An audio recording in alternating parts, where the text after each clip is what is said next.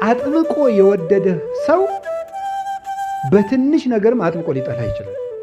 መጠንቀቅ አለበት።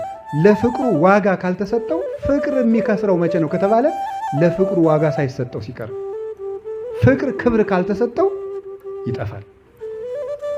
ፍቅር ክብርን መንካት የለበትም። ክብር ፍቅርን መንካት የለበትም።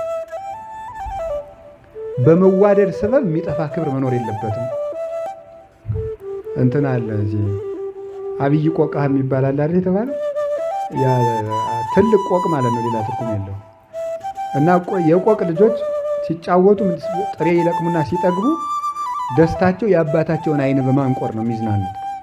በጣም እኮ ነው የሚገርም። የሰውየውን አይን እና የአባታቸውን አይን በማውጣት ይዝናናሉ። እንዴ እኔ ወደድኳችሁ እንጂ እስከዚህን ተደፋፍረናል ብሎ ጠቅቶ ይገላቸው። ንስርም እንደዚያ የሚያደርገው መዋደድ እንዴ ክብርን ይነካል እንዴ ብሎ ጠቅቶ ነው የሚገለው። አባቱ ነው ግን ይገለዋል። መዋደድ ክብርን መንካት የለበትም። ክብር ደግሞ ፍቅርን ማስቀረት የለበትም። እግዚአብሔር ያን ያህል የከበረ ሲሆን ግን ዝቅ ብሎ የሚወድ አምላክ ነው።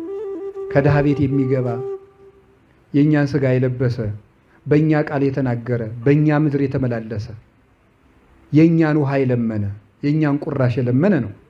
ዝቅ ብሎ ነው የሚወደን። ከእኛ ቀዝቃዛ ውሃን ከወርቅ አብልጦ አክብሮ የሚቀበል አምላክ ነው። እግዚአብሔር ፍቅርን ሲያለብሰው ጠጠርም ቢሆን ወርቁ ነው የሚታየው።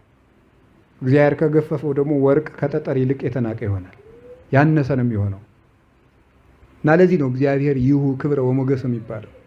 ከሚደንቁ ነገሮች አንዱ የአሮን ልብሶችን ሳስብ ሁልጊዜ እንደው ድንቅ ነው የሚል